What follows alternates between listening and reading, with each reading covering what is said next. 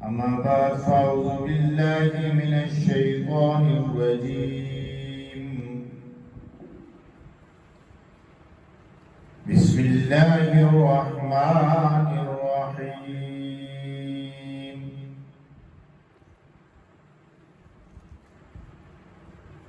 قل إن صلاتي ونسكي ومحياي ومماتي لله رب العالمين.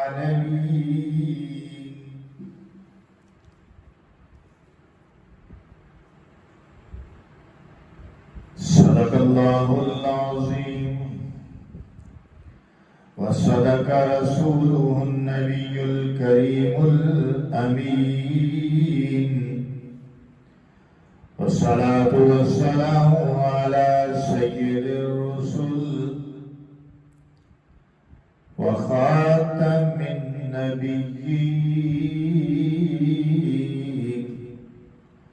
وعلى آله وأصحابه وأهل بيته وأزواجه أجمعين. یہ فیضان نظر تھا کہ مکتب کی کرامت تھی. یہ فیضان نظر تھا یا مکتب کی کرامت تھی. سکھائے کس نے اسماعیل کو آداب فرزندی. یا رب صلی وسلم دائما ابدا علی حبیبک خیر الخلق کلہم، وهو الحبیب الذی ترجى شفاعته لكل حول من الاحوال مقتحم. 10 ذی الحج 1447 ہجری بمطابق 27 مئی 2026.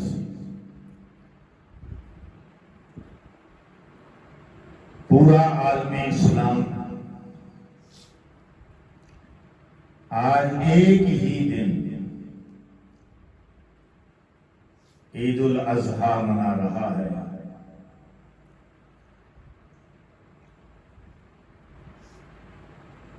عید الاضحیٰ دراصل حضرت ابراہیم علیہ السلام کی قربانی کی یادگار ہے.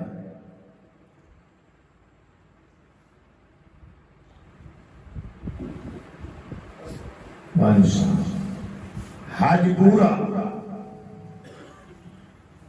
حضرت اسماعیل علیہ السلام، حضرت ابراہیم علیہ السلام، حضرت اسماعیل علیہ السلام، حضرت حاجرہ سلام اللہ علیہا،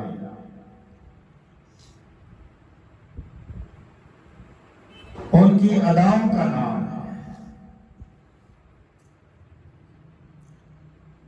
پورا کا پورا حج، اور یہ قربانی بھی اس کی یادگار ہے.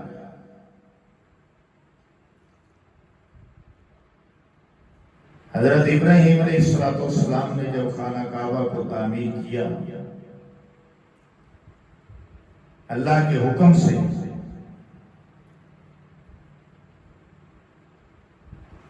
تو اللہ پاک نے حضرت ابراہیم علیہ السلام کو حکم دیا وَأَذَّنَ فِي النَّاسِ بِالْحَجِّ،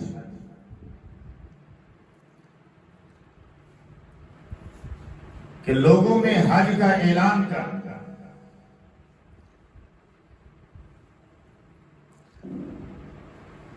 حضرت ابراہیم علیہ السلام نے سوال کیا، اللہ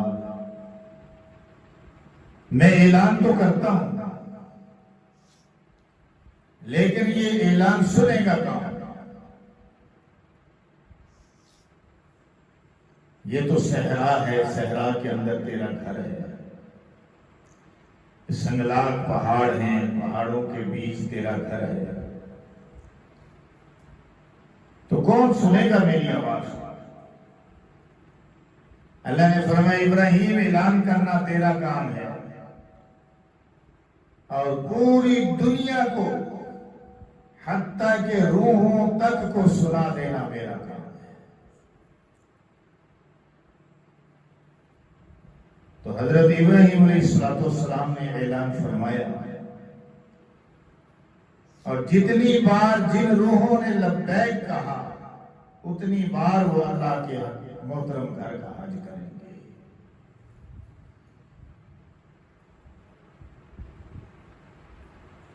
پھر اسماعیل علیہ السلام جب بڑے ہونے لگے،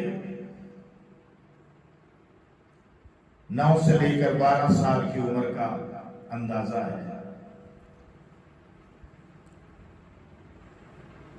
تو اللہ پاک نے ایک نہائی امتحان ڈال دیا۔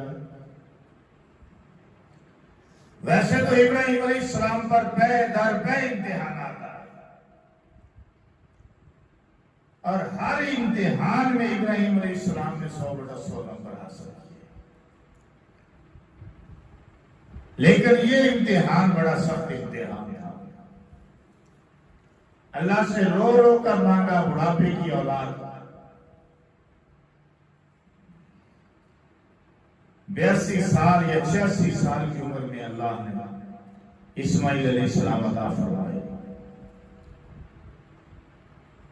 اور پھر اس بڑھاپے کی اولاد جب اسماعیل علیہ السلام چلنے پھرنے کے قابل ہو گئے تو اللہ نے فرمایا اس کی گردن پہ چھری رکھو، ذبح کرو۔ سامعین محترم، خود قرآن کہتا ہے فَلَمَّا بَلَغَ مَعَهُ السَّعْيَ قَالَ يَا بُنَيَّ، اور جب اسماعیل علیہ السلام سعی کرنے کے قابل ہو گئے، یعنی چلنے پھرنے کے قابل ہو گئے،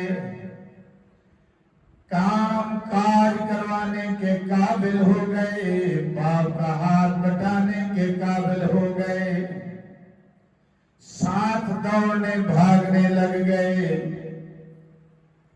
فَلَمَّا بَلَغَ مَعَهُ السَّعْيَ، تو ابراہیم علیہ السلام کو اس دوران میں اللہ نے خواب میں بتایا کہ اپنی کوئی پیاری چیز کو جو تمہیں ساری کائنات سے زیادہ پیاری ہو، اس کو ہمارے راستے میں قربان کر دو۔ 3 راتوں تک خواب آیا، ابراہیم علیہ السلام نے یہ ججمنٹ کی کہ سب سے پیاری چیز میرے نزدیک میرا وہ بیٹا ہے جو اللہ نے بڑھاپے کی عمر میں مجھے گفٹ کیا ہے، چنانچہ اسی کا تقاضا ہو رہا ہے۔ چنانچہ ابراہیم علیہ السلام نے اپنے بیٹے کو بلایا اور بلا کر اپنا خواب اپنے بیٹے کے سامنے رکھا اور کہنے لگا، میرے بیٹے میں نے خواب دیکھا ہے کہ میں تجھے ذبح کر رہا ہوں۔ فَلَمَّا بَلَغَ مَعَهُ السَّعْيَ قَالَ يَا بُنَيَّ، فرمایا میرے بیٹے، یا بنیا، اے میرے بیٹے، انی ارا فی المنام، میں نے منام میں یعنی خواب میں دیکھا ہے، انی ارا فی المنام، کیا دیکھا ہے؟ انی اذبحک، میں تجھے ذبح کر رہا ہوں، یہ میں نے خواب دیکھا ہے اے میرے بیٹے۔ اس لیے حضرت ابراہیم علیہ السلام نے اپنے بیٹے کے سامنے صاف بات رکھی، انی ارا فی المنامی، میں نے خواب میں دیکھا۔ منام خواب کو بھی کہتے ہیں، منام نیند کو بھی کہتے ہیں۔ فی المنامی انی اذبحک، میں تجھے ذبح کر رہا ہوں، فانظر ماذا تری، میں اس موقع پر یہ جاننا چاہتا ہوں کہ تمہاری کیا رائے ہے۔ تو کیسے دیکھتا ہے اس میں؟ لفظی معنی کریں تو یہ ہے کہ تو اسے کیسے دیکھتا ہے۔ اب اس موقع پر یہ دیکھو کہ حضرت اسماعیل علیہ السلام اگر ذرا بھی ذہن میں کوئی اور بات ہوتی تو کہتے کہ ابا جی خواب کی بات ہے، چھوڑیں آپ نے خواب ہی دیکھا ہے، تو خواب میں آپ مجھے ذبح کر رہے ہیں، ہو سکتا ہے اس کی کوئی اور تعبیر ہو، لیکن ایسا نہیں انہوں نے جواب دیا۔ حضرت اسماعیل علیہ السلام نے ایسا جواب نہیں دیا، بلکہ جواب یہ دیا کہ ابا جی جو آپ کو حکم ہوا ہے وہ آپ کریے۔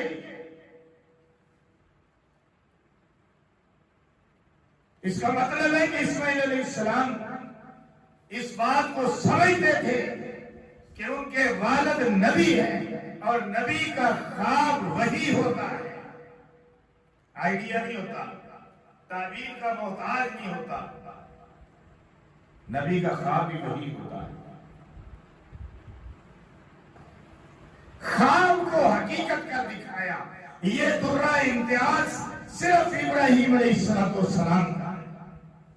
تو حضرت ابراہیم علیہ السلام نے اپنے بیٹے اسماعیل علیہ السلام کے سامنے اپنا خواب رکھا اور فرمایا انی ارا فی المنام، انی ارا فی المنام انی اذبحک فانظر ماذا تری، اے میرے بیٹے میں تجھے دیکھتا ہوں کیا کہ میں تجھے ذبح کر رہا ہوں، فانظر ماذا تری، تیری کیا رائے ہے، میرے اس خواب کے پروگرام کو تو کیسے دیکھتا ہے۔ ابراہیم علیہ السلام کے فرزند تابعدار بیٹے نے جواب دیا، قال یا ابت افعل، اے ابا جان آپ کر گزریے، آپ کیجئے، یا ابت افعل، اے ابا جان آپ مجھے ذبح کیجئے، ما تؤمر، جیسا کہ آپ کو حکم ہوا ہے، ستجدنی انشاء اللہ من الصابرین، آپ دیکھیں گے کہ میں انشاءاللہ صبر کرنے والوں میں ہوں، آپ مجھے صابر پائیں گے، صبر کرنے والا پائیں گے، اور اسی طرح جس طرح پیغمبر اور ان کی اولادیں نیک ابرار لوگ پہلے صبر کرتے آئے ہیں، بالکل اسی طرح مجھے بھی صبر والا پائیں گے۔ تابعداری کی انتہا ہو گئی، ہمیں درس دیا، سبق پڑھایا، ہماری اولادوں کو بیٹوں کو سبق پڑھایا کہ یوں ہوتی ہے تابعداری۔ اس سے یہ بھی پتہ چلا کہ کوئی والد اپنی اولاد کا برا نہیں چاہتا، ہاں کبھی امتحان آ جائیں اللہ کی طرف سے تو بیٹوں کو چاہیے، بچوں کو چاہیے کہ اپنے والدین کا ساتھ دیں۔ ابراہیم علیہ السلام نے اپنے بیٹے کو تیار کیا، قصہ مختصر لے کر چلے قربان گاہ کی طرف، مینا کی وادی کی طرف، میدان مینا کی طرف، جہاں آج بھی حاجی لوگ حضرت ابراہیم علیہ السلام کی سنت پر عمل کرتے ہوئے اپنے جانوروں کی قربانیاں پیش کرتے ہیں، اور اس مقام پر پہنچ کر باپ بیٹا کے درمیان گفتگو ہونے لگی، تو باپ بیٹا میں گفتگو ہو رہی ہے، بیٹا اب میں تجھے ذبح کرنے لگا ہوں، کیا دیکھتا ہے، کیسا پروگرام ہے؟ حضرت اسماعیل علیہ السلام نے فرمایا अब्बा जी आप यूं कीजिए कि मेरी आंखों पे पट्टी बांधिए, मुझे मेरे हाथ भी बांध लीजिए, अपनी आंखों के ऊपर भी पट्टी बांध लीजिए। बेटा वो क्यों? फरमाया इसलिए कि आप मुझे जब देखेंगे कहीं आपको रहम ना आ जाए और रब का इम्तिहान अधूरा न रह जाए। रब का इम्तिहान अधूरा न रह जाए। सुभान अल्लाह नहीं आखी है, सुभान अल्लाह की छाल होनी चाहिए सी आंखों में जरा सुभान अल्लाह। अल्लाहु अकबर कबीरा। इब्राहिम अलैहिस्सलाम ने अपने बेटे की मुश्किल बांध ली और सीधा नहीं लिटाया, उल्टा लिटा दिया, इसलिए कि जब वो तड़पे तो मुझे रहम ना आ जाए। बेटे की गर्दन पर छुरी रख दी, छुरी चलाने लगे। बड़ी तेज छुरी थी लेकिन चलने का नाम नहीं ले रही। इब्राहिम अलैहिस्सलाम परेशान हो गए कि छुरी चल नहीं रही। इस्माइल अलैहिस्सलाम भी परेशान है कि मैं ज़िबा नहीं हो रहा, अपने वालिद के हाथों कहीं इम्तिहान अधूरा न रह जाए। हजरत इब्राहिम अलैहिस्सलाम थोड़ा सा गुस्से में आए, पत्थर करीब था, उस पर छुरी मारी, पत्थर दो टुकड़े हो गया। छुरी से खिताब किया, छुरी तू मेरे बेटे की नर्म नाजुक गर्दन को क्यों काट नहीं रही? पत्थर को दो टुकड़े कर दिया। छुरी को अल्लाह ने जुबान अता फरमाई, इब्राहिम तू चलाता है, तेरा रब रोकता है। कहो सुभान अल्लाह। खलील चलाता है, खलील इब्राहिम खलील चलाता है, रब्बे जलील रोकता है। अब तू ही बता मैं किसकी मानूं? तो हुक्म किसका चलेगा? हुक्म अल्लाह का चलता है। उसका हुक्म आग पर भी चला। जब इब्राहिम अलैहिस्सलाम के लिए आग को गुलजार बना दिया, उसका हुक्म पानी पे चला। जब फिरौन को डुबो दिया, मूसा अलैहिस्सलाम और बनी इस्राइल को पहाड़ लगा दिया, उसका हुक्म आसमानों पे चला। जब आंधियों तूफानों से आगे समूद को हलाक कर दिया, उसका हुक्म छुरी पे चल रहा है कि खलील चलाने की कोशिश कर रहा है, जलील रोक रहा है। अब रब की चलेगी, किसी और की नहीं। समझ लो कि रब की चलती है। हमें अपना अकीदा मजबूत रखना चाहिए, क्योंकि जो करना है वो अल्लाह ने करने का, निजाम अल्लाह का चलता है।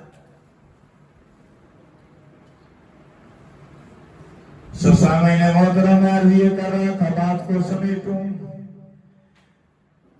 कि आकर इब्राहिम अलैहिस्सलाम ने अपनी नबूवत वाला पूरा जोर लगा दिया।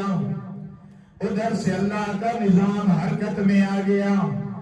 दुम्बा अल्लाह पाक ने भेजा जिब्राइल अलैहिस्सलाम को। जिब्राइल लेकर हाजिर हो गए, इस्माइल को हटा दिया, दुम्बे को ज़िबा करा दिया। इब्राहिम अलैहिस्सलाम 100% नंबर लेकर इस पर्चे में भी कामयाब हो गए। को सुभान अल्लाह। 100% नंबर, हर पर्चे 100% नंबर। इना मतलब है कि जब बंदे ते इम्तिहान आउण ते बंदे नूं घबराउणा नहीं चाहिए, इस्तिकामत दिखानी चाहिए, ते नंबर पूरे पूरे रब ने देने ही देने। सहाबा इकराम आपको पता है कि सवाल कर लेते थे, और सहाबा के सवाल करने से दीन हम पर आसान हो गया। दीन की वजाहतें हो गई, दीन की तशरीहात हो गई, दीन का हमें पता चल गया। वरना आज हम सवाल पैदा करते रहते तो क्या होता? तो सहाबा ने सवाल कर लिए ना पहले ही। तो सहाबा हुज़ूर अलैहिस्सलाम की खिदमत में हाजिर हो गए और आकर पूछने लगे, या रसूलुल्लाह सल्लल्लाहु अलैहि वसल्लम, माही अल अज़ाही, ये कुर्बानी क्या है?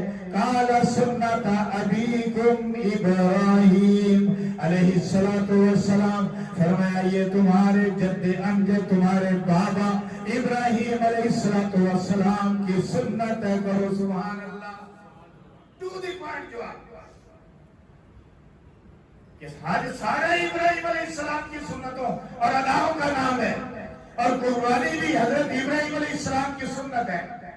تو آپ کہیں گے کہ حضرت ابراہیم کی سنت ہے تو حضور علیہ السلام کی بھی سنت ہے، کیونکہ دین ابراہیمی ہے جس کو لے کر میرے آپ کے نبی امام الانبیاء صلی اللہ علیہ وسلم تشریف لائے. اسی دین کو تکمیل بخشی. ملت ابیکم ابراہیم علیہ السلام. حضور علیہ السلام مدینے میں 10 سال رہے، 10 سال آپ قربانی کرتے رہے. یہ حقیقت ہے کہ صاحب نصاب پر واجب ہے. صاحب نصاب پر واجب ہے. جس کے پاس اب کے حساب سے تقریباً 4.5 لاکھ روپیہ ہو تو قربانی اس پر واجب ہے. ٹھیک ہے. لیکن حضور علیہ السلام صاحب نصاب تھے. بتاؤ آپ نے 10 سال تک قربانی کی. اس کا معنی جو کر سکتا ہے وہ کرے، واجب نہیں اس پر، لیکن اس کو ملت ابراہیم کا ثواب ملے گا کہ نہیں؟ حضور علیہ السلام نے جو 10 سال قربانی کی، حضرت علی المرتضیٰ شیر خدا نے جو 10 سال تک کی قربانی، اصحاب پاک مصطفیٰ سارے کے سارے صاحب نصاب نہیں تھے، لیکن قربانیاں برابر کرتے تھے، انتظام کرتے تھے. تو ہمیں بھی انتظام کر کے، اگر کوئی باقاعدہ صاحب نصاب نہیں ہے، آج جو بالکل غریب ہے، جس کے پاس عید کے دنوں میں اتنے پیسے نہیں کہ ایک چھوٹا سا حصہ جو 15-20 ہزار روپے کا ہے وہ رکھ لے، تو اسے معاف ہے. اسے معاف ہے. باقی جتنا کوئی ثواب کے لیے اللہ تو اخلاص دیکھتا ہے. فرمایا لن ینال اللہ لحومها ولا دماؤها ولكن يناله التقوى منكم. تمہاری قربانیوں کا خون بھی نہیں پہنچتا، میرے تک گوشت بھی نہیں پہنچتا، کیونکہ نہ مجھے خون کی ضرورت ہے نہ مجھے گوشت کی ضرورت ہے. میں تو کھانے پینے سے مبرہ ہوں. تمہاری قربانیوں کے خون گوشت مجھ تک نہیں پہنچتے. اللہ کیا چیز پہنچتی ہے؟ فرمایا تمہارا اخلاص، تمہارا تقوی مجھ تک پہنچتا ہے. پوائنٹ کی بات ہے کہ اللہ تک تو ہمارا تقوی پہنچتا ہے، ہماری نیت پہنچتی ہے. اگر ہم اخلاص سے نیت سے، اگر کوئی غریب بندہ ہے اخلاص سے نیت سے قربانی کرے گا، ہو سکتا ہے اللہ اس کی برکت سے اسے غنی فرما دے. وہ تو اللہ نے برکت دینی ہے نہ تیرے ہاتھ میں نہ میرے ہاتھ میں. چلو حدیث مکمل کر دیں. قالا سنت ابیکم ابراہیم.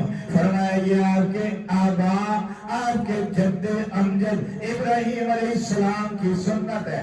قالوا فما لنا فیہا یا رسول اللہ. فرمایا یا رسول اللہ ہمارے لیے کیا ہے؟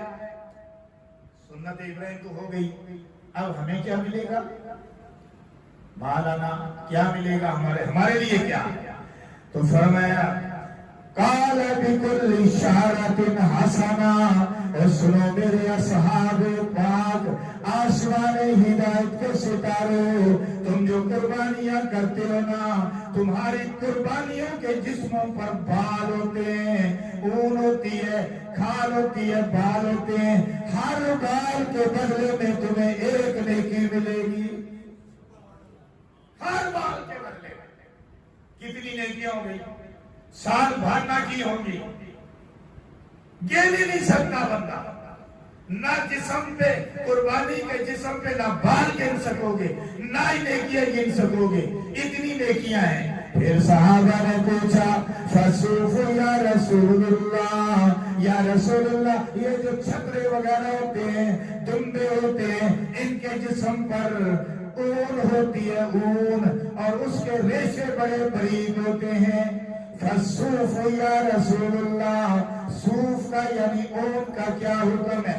فرمایا بِكُلِّ شَعْرَةٍ مِّنَ الصُّوفِ حَسَنَةٌ. اس صوف کے بھی ہر لو کے بدلے میں نیکی ملے گی. ہر لو کے بدلے. خدا کی قسم یہ جو روحانی سسٹم ہے نا، اس کو آج ہم سمجھتے نہیں ہیں. یہ روحانی سسٹم بہت اعلیٰ قسم کا نظام ہے اللہ کا. اب آپ نے اس کو اگر ججمنٹ کرنا ہو تو اپنے سافٹ ویئروں پہ ذرا نگاہ ڈالو. آپ کے موبائل کے سافٹ ویئر دیکھیے آپ، پھر جس طرح یہ قیمتی ہوتے جاتے ہیں. آئی فون کے سافٹ ویئر دیکھیے، اس سے بہت اونچا نظام ہے. کہاں سے کہاں انسان چلا گیا. اللہ کا سافٹ ویئر جو اس نے بنایا ہوا ہے، روحانی سافٹ ویئر، اس کو اگر ہم ججمنٹ کرنا چاہیں تو کر نہیں سکتے. یہ جو کام ہم کرتے ہیں، یہ جو عبادات ہم کرتے ہیں، تسبیحات کرتے ہیں، نوافل پڑھتے ہیں، دعائیں کرتے ہیں، تسبیحات کرتے ہیں، اللہ فرماتا ہے یہ دن افضل ہے، جمعے کا دن افضل ہے، یہ 10 دن افضل ہے، یہ رمضان المبارک افضل ہے، یہ لیلۃ القدر افضل ہے، یہ فلاں رات افضل ہے، یہ فلاں دن افضل ہے، اس پہ یہ ملے گا، اس پہ یہ ملے گا، اس پہ یہ ملے گا. یہ ساری چیزیں وابستہ ہیں، لنک ہیں اس روحانی سسٹم کے ساتھ جو ہمیں نظر نہیں آ رہی ہوتی، لیکن اس کے پیچھے ایک بہت بڑا نظام ہوتا ہے جس کے ساتھ ہماری زندگیوں کی کامیابیاں اور ناکامیاں جڑی ہوتی ہیں. سمجھئے آپ اس بات؟ یہ ایک بہت بڑا نظام ہے. لہذا اس کو ہم ایسے نہ سمجھیں کہ بس موبائل چلا رہے ہیں، آوارہ گردی کر رہے ہیں، چل رہے ہیں، پھر رہے ہیں، بس اپنے اپنے کام کر رہے ہیں. ان چیزوں کو رسم و رواج نہ سمجھو، نہ عید کو، نہ عید الفطر کو، نہ عید الاضحیٰ کو، نہ جمعے کو، نہ ان ایام کو. ان کو کھیل تماشا نہ سمجھو، ان کو رسم و رواج نہ سمجھو. خدا کی قسم یہ رسم و رواج نہیں ہے، یہ ہماری زندگی کا دوسرا پہلو ہے. اور ان کی افادیت، ان کے ثواب، ان کا بینیفٹ، ان کا فائدہ ہمیں اس وقت حاصل ہوگا، اس وقت پتہ چلے گا جب ہماری آنکھیں بند ہو جائیں، پھر پتہ چلے گا.